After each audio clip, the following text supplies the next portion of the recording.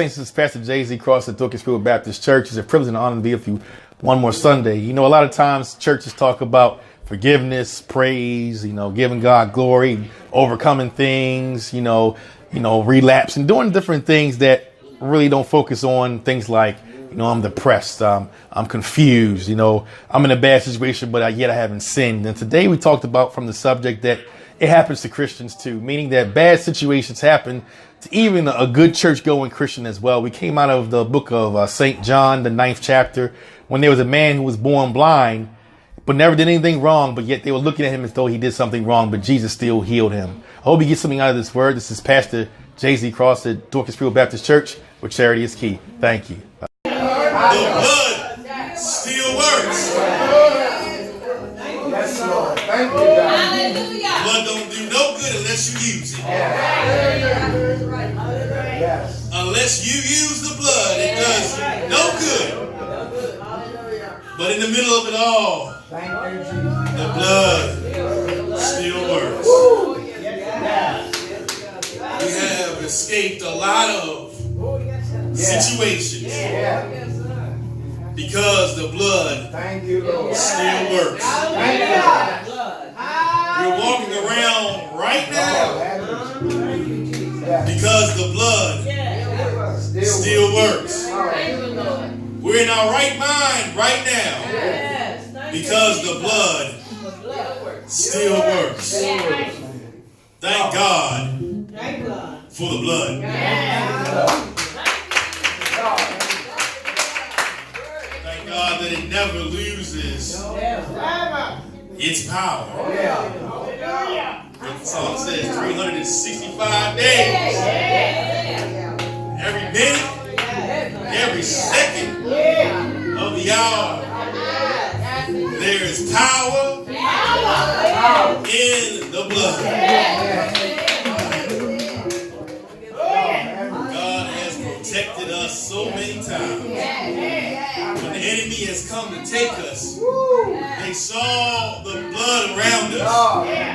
And the angel of death had to come around us. Because that sign of the blood says that you can't have them. Pass on by. Thank God for the blood. I've used that blood more than one occasion.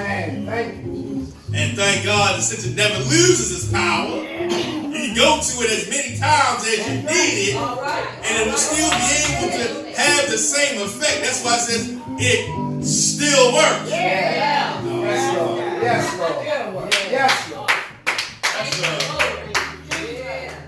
That's a deep statement. Still could also mean I've used it before. I knew it worked then. But then I found myself in another situation. And I called upon the blood and it activated itself again. And I can testify again that the power still works. Somebody here. That road ain't always been easy. Oh, I'm going to tell you how good the blood still works. When you wasn't even praying for God, the blood was working on you. Somebody here. When you wasn't even saved, the blood was still working for you. When you wasn't coming to church, the blood was still working for you. When you wasn't even praying to him, the blood was still working for you. When you was living in sin, the blood was covering a sinner. Somebody hear me right now. And you ain't having your agenda to come to church on no Sunday one point in time in your life. You ain't having on your calendar to come out and worship the Lord, but God had you on his agenda. That I've got to issue my blood even though he ain't coming to worship on me. Even though he ain't going to pray on me. Even though they ain't going to lift my name, I still have to keep them on my agenda. Lord. Thank you for the blood, Lord. Thank you for the blood. I ain't got to ask hope. Thank you for the blood. I know some of y'all stories in part. You ain't got to act like you got it all together. Because I know that some of us have been doing some sin.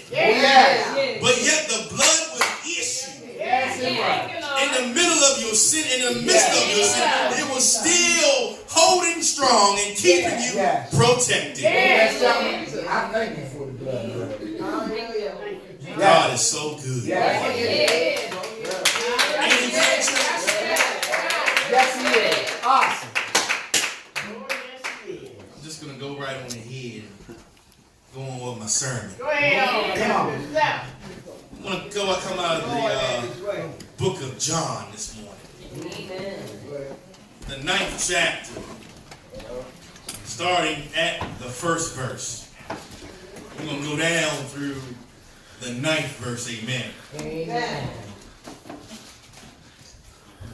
And sinned, nor his parents, but that the works of God should be made manifest in him. I must work the works of him that while it is day. The night cometh when no man can work. As long as I am in the world, I am the light of the world. Yeah. When he had thus spoken, he spat on the ground and made clay of the spittle, and he anointed the eyes of the blind man with the clay. And he said unto him, Go wash in the pool of Siloam, which is interpreted sink. Yeah. He went his way therefore and washed, and came. The neighbors therefore, and they which before had seen him that he was blind, said, Is not this he that sat in bed? Some said, This is he. Others said, He is like him. But he said, I am he. Amen for the word, church. Have a subject this morning. It would be, it happens to Christians too. Yeah. It happens Yeah. to Christians too. Yeah. Amen. God has been giving me different words these last couple of weeks. Not preaching sermons about sin. Yeah. Not preaching sermons about praising your way through situations. Yeah. Not preaching sermons about you've got the victory. Yeah. All right. You're an overcomer. Yeah. Come on. You're more than a conqueror. Yeah. Come on. You see, sometimes Christians focus so much on the battle Yeah. Well. that there are a whole lot of things going on in the background Yeah. that you don't pay attention to. Right. Well, That a lot of times Christians focus on just the word of the Lord Yeah. Yeah. instead of seeing that there are other things in their life that are not per se a sin Yeah. Well. that can distract you or dissuade you from having a closer relationship with Him. Yeah. See, sometimes you don't need to hear a word about you need to be corrected. That's right. Sometimes you don't need to hear a word about how it's so bad out there Yeah. and how God is still looking out for you. Right. But sometimes you need to hear a word that sometimes it happens to Christians too. Yeah. right. Meaning that bad things happen Yes, they to do. Christians Yeah. just as well as they happen to those who are sinners. That's right. Come on. Yeah.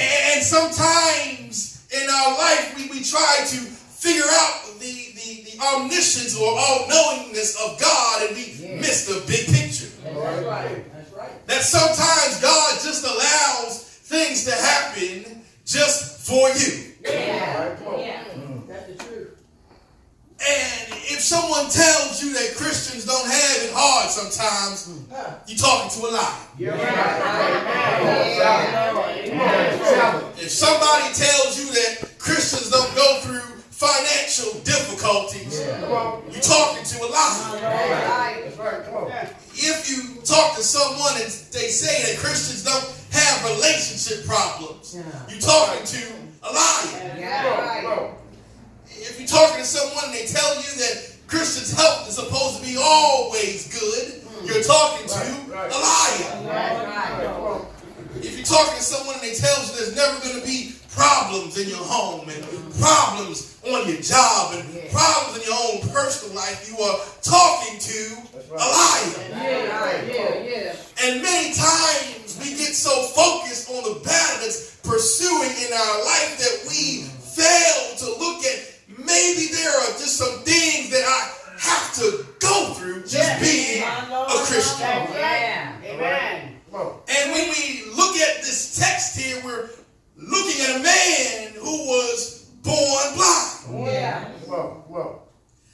And in that day and time, a blind man was attributed to something must be bad.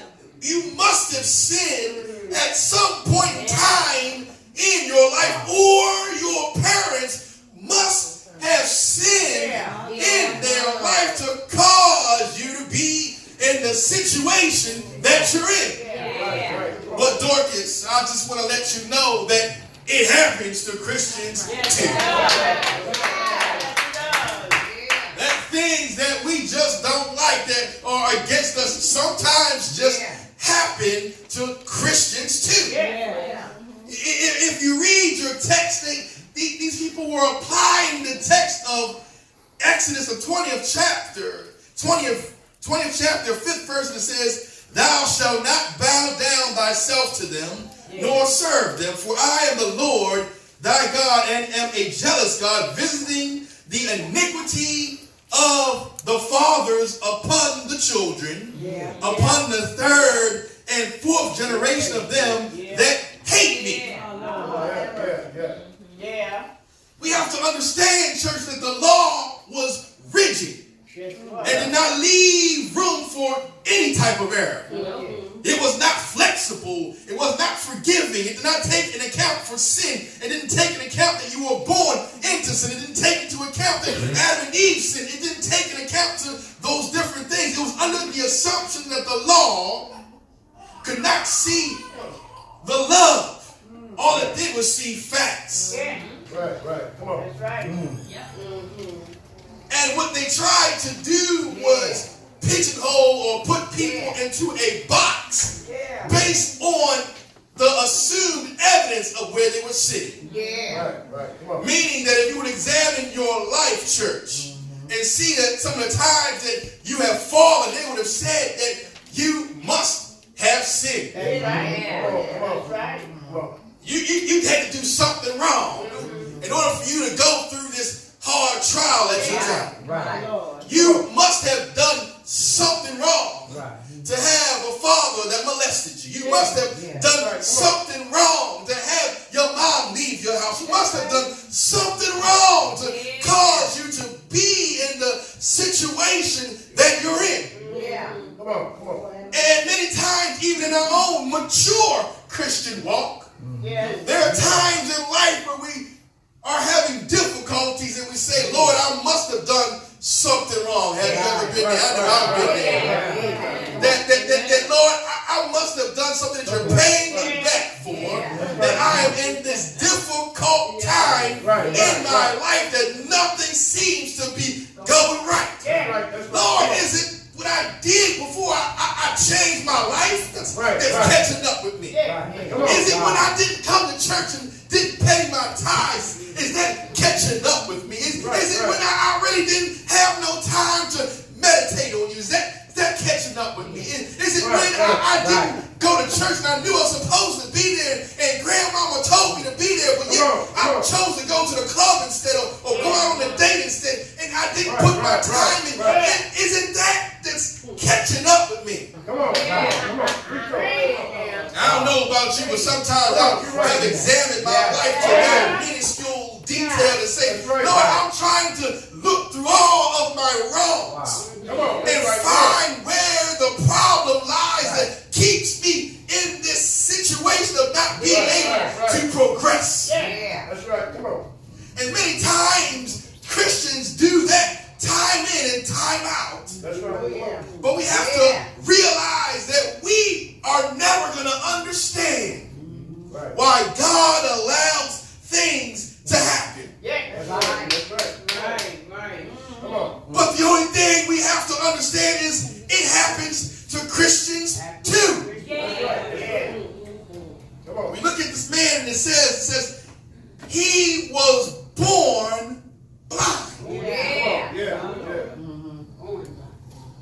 Before he even had the ability to sin, he was already stricken blind. Right. Come on. But yet, even though he did not partake in a innocent people tried to justify him being in the situation that he is in right now. How many of you know what I'm talking about with your friends and the people that you called your colleagues, that whenever you fell off the beaten path, they tried to look at your life and see where you went wrong? I know why that relationship didn't work, because of this. And I know why they lost their job is because of this. I know why this didn't work is because of this. And people spend so much time trying to dissect your problem instead of understanding that things just happen to Christians as well. That's right. Come on, man. And we're looking at this text, and it says that now Jesus has walked by, and he saw a man blind from birth. Now it's funny how he passes by and understands his predicament. Come on. It's funny how he had no conversation to diagnose where it all started from. Or somebody because God is not concerned about where it started from. If he can fix all things, he don't need to know the backstory of how you got to where you are. That's a human thing. Trying to understand where you fell. Because humans need information in order to have logic to understand what's going on. But God needs no information because he was there all the time. That's good. Just caught what I just said. That's why he don't bring up your mess to you when you were going through a problem, because he was there and saw you fall. He was there when he saw you go through your feelings and your emotions. He was there all the time. Why does he need? Somebody. I'm going to preach. Have you ever been in a situation with somebody and you're going through a tough time, and you have already exposed yourself, but yet they keep asking questions that you really don't want to talk about? Have you ever been there? That you already know my situation. You already know I need help. I've already confessed enough information to you to let you know that I am in need, but yet you want to prod some more. Come on. So let me understand this. You did that and you did this also? Right. Where did this take place? And when did this start? And how did you get there? And you're already feeling ashamed as it is. And yet they are putting you through a ringer to make you feel even worse about your situation, because you are divulging stuff that you really don't need to talk about. But yet humans need to understand that bad things happen to Christians too.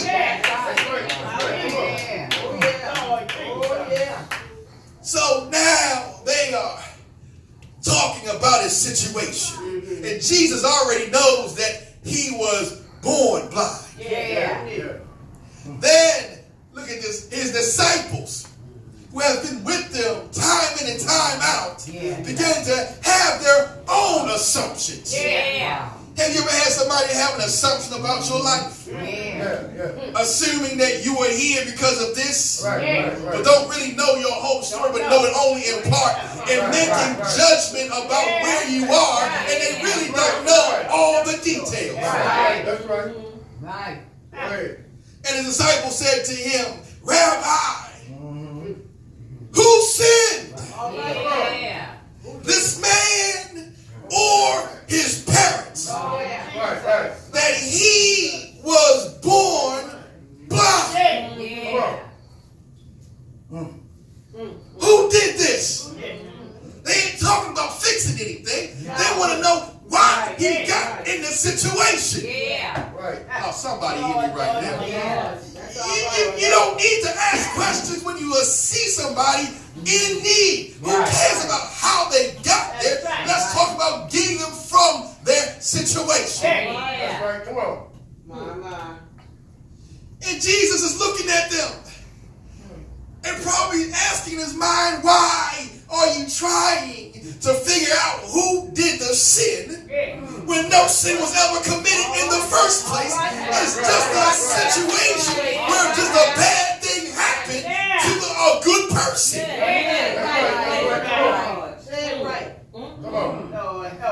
And some of us are sitting in situations right now that you did not sin. It's just that you're in a bad situation, but you're just a Christian. And thank God that you're going through a bad situation with God instead of being without Him. Somebody hear me right now. This good man who didn't sin at all, Jesus saw him in the state of need, and Jesus stopped. He did not judge him. He did not look at his parents. He didn't look at him. He said, this man just needs some help because he's in a bad situation. Hallelujah. See, I ain't talking about sin today. I ain't talking about victory. I'm talking about those things in our minds that can distract us from seeing God. I did this, Lord. I just don't know what it is. And God is saying, I'm not paying you back for anything. You're just in a bad situation. And I will help you out, but you just got to understand that it just happens to Christians too. That's right. Hallelujah. Praise God. Hallelujah. Thank you, Jesus. Thank you, Jesus. And Jesus is looking at this situation. And instead of addressing the condition or problem, Jesus addresses its purpose. Oh, somebody come on. Jesus is not looking at his condition. And he's not looking at what kind of situation he's in. He's looking at the purpose of him being in the situation. That's when he says, Jesus answered, neither this man nor his parents sinned, but that the works of God should be revealed in him. Somebody caught me right now. That your bad situation is not an instance of a sin or a result of a sin. It was a result that Jesus needs to make his work made known in you. Come on. That's all right. Oh, somebody. You examine the Bible with all the miscarriages that happened with Hannah. She was another example. The wife she said that you must have done something wrong to put you in that situation. That's why you can't have babies. That's why you can't do this. It was not that she did anything wrong.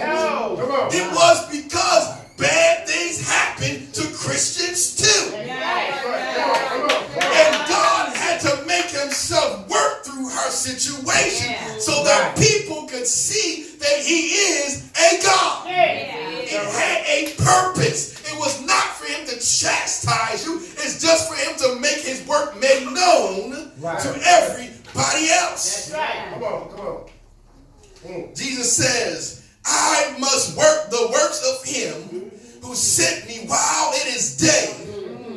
The night is coming when no one can work. As long as I am in the world, I am the light of the world. All right now. Thank you, Jesus. Now it's funny that he uses a blind man. Wow. But yet he's talking about light. Come on. It's funny how he uses things about being able to see, but operating on someone who's never saw a day in his life. Somebody catch me. And he's talking about light, and he's talking about lighting up the world, and talking about giving people sight to see. But yet he's talking to someone who's never saw a day in his life. He says he was born blind. Come on. And then Jesus goes down and he spits into the ground and he makes like a little mud clay patty. And he puts it over his eyes. Somebody must catch me right now. Man has never seen a day in his life. But yet he allows Jesus to put some clay over his eyes. Never seen him, never saw his miracle.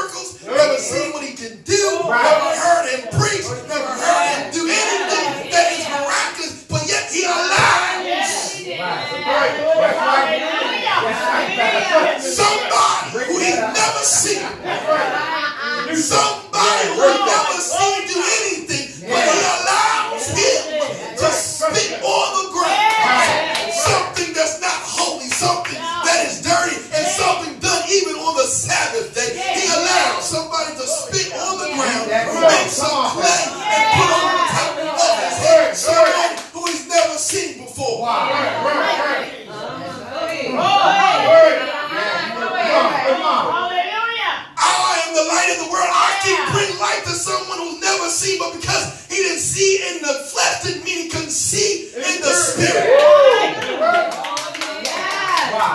Somebody hear me right now. You are limiting yourself by what you see. Oh, somebody. Hallelujah. Him being blind was an advantage because his faith allowed him to activate something. Faith is based on something that you do not see. And his faith was activated because he never saw what Jesus was able to do, but yet he believed. That's right. Jesus spits on the ground and he puts it on his eyes. If you read your text before, it said that he had to go to the potter's house and work the clay on the wheel. It represented him remaking him like the potter on the wheel. He used clay to revitalize his eyes. Now check this out. After Jesus spit on the ground and made the clay, he said, now go wash your eyes. Lord Jesus. Never seen him before. Never seen him perform a miracle. But he allowed him to spit on the ground, put clay over his eyes, and then at hearing him, he says, now go and go wash your eyes. Right. Come on.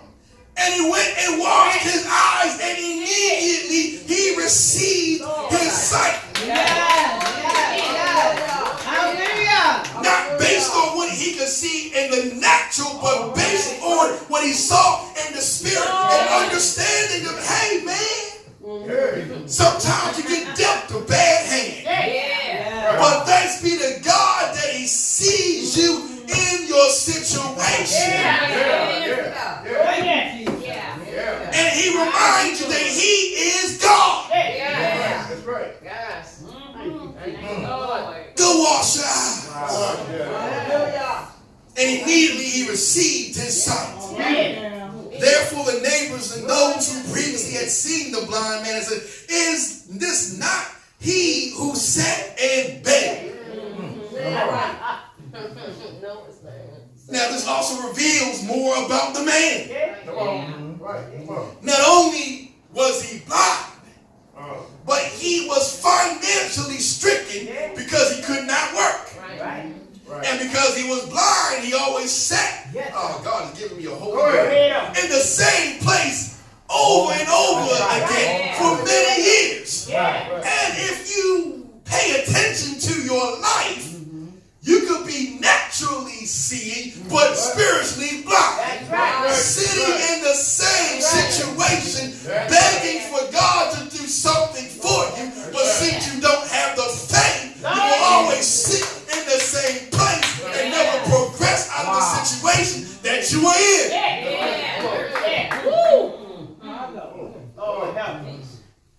There are a lot of people who got sight but are still blind. But look at Jesus. In spite of those things, he says, I'm going to still help you out. I was doing a little bit more research, helping me understand things of ways that God uses purposes of suffering. Sometimes God uses suffering to prove or test our faith. Yes, he will. Like he did with Job. Sometimes suffering is meant for improvement. For our own edification. Sometimes suffering is a punishment for sin, like he did with the Israelites. Sometimes suffering shows God's glory, as he is in the scriptures when he raised Lazarus from the dead. So there are many forms of the reasons why we go through situations. But stop spending time figuring out why you were there and realize that there is a purpose for you being in that situation. Because if you read the scriptures further, as he began to come back and talk about how he received his sight, then there were questions asked. Well, how did you receive your sight? And he began to testify about how Jesus had helped him out. Then the Pharisees came and they were divided in their thoughts, and they said, well, some said that he must be somebody from God, because there is no way a man who's not of God can do certain things like this. And then there were others who said, well, he healed on the Sabbath day, so he ought to be crucified. He ain't doing right, because people were stuck in the law. That's right. Yeah. And if the law was still abiding today, then all of us would be in some type of situation of, I broke it because I'm in a bad situation. But the love in which the New Testament begins to bring to us understands that sometimes you ain't done nothing wrong. That's right. That's right. But just the cycle of life begins to bring things to you, not to bring you down, but to allow God to make his work be known through you.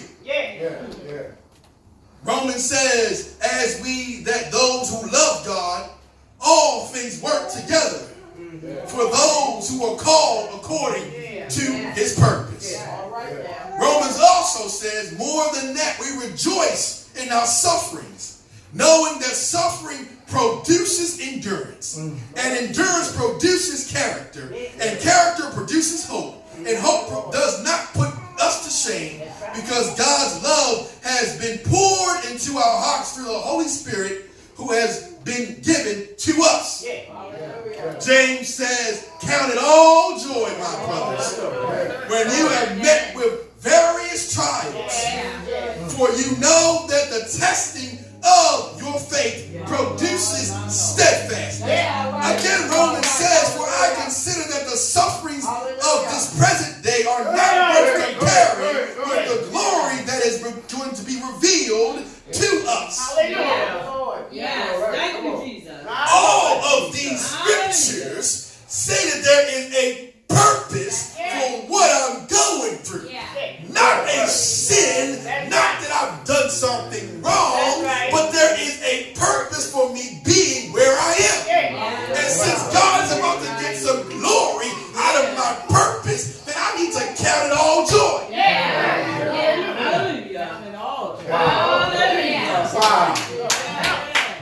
Somebody didn't catch what I just said. We count the down, what I'm going through. Lord, I don't know how I'm going to make it right now. And God is saying you need to count it all joy. You up there talking about, Lord, I just don't know how I'm going to pay that bill. But God is saying, count it all joy. Lord, my marriage is breaking up. I'm about to lose my girlfriend. And God is saying, count it all joy, because you're doing it in the first place. Lord, I don't know, my child is acting up in and out of jail. And God is saying, count it all joy. Because if I am testing you, that means I'm testing you for a purpose. Somebody can hear what I'm saying. Stop having a pity party and not naming all the things that's going wrong in my life. Start counting the things that are going right. Understanding that I am not exempt because I'm a Christian. I need to understand that I am not above the laws of nature. I'm born into sin, so that means that some things are going to come my way that I'm just not going to like. But I'm going to count it all joy even when these things happen, because I'm not going through it by myself. I'm going through it with Jesus. Somebody ought to give him some glory.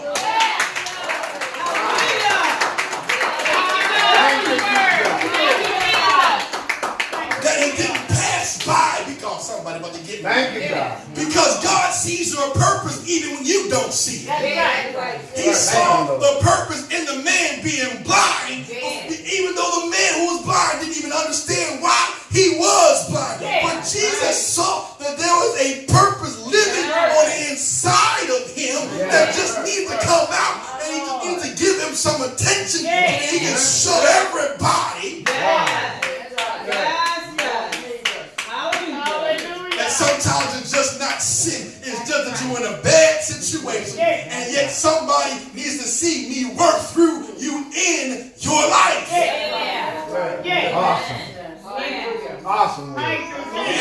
I take my seat, that's one of Satan's tricks. Yeah. To make you feel bad.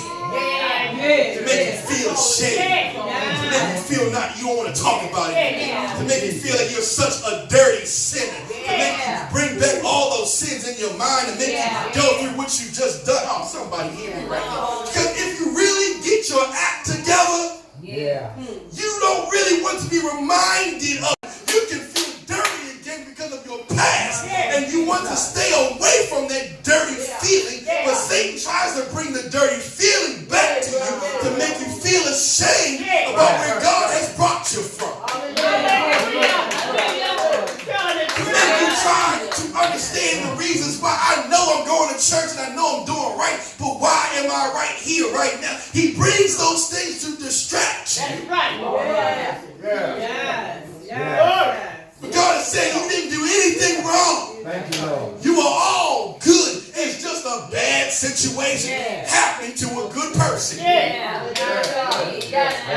So as I take my seat, church, just understand and remember that it happens to Christians too. I just wanted to come and remind you to tune into us on Throwback Thursdays. Always stay tuned on your YouTube channel because we always go back in time just to give you a new word. You never know when you need it next. Thanks for listening. Can't wait to see you next time.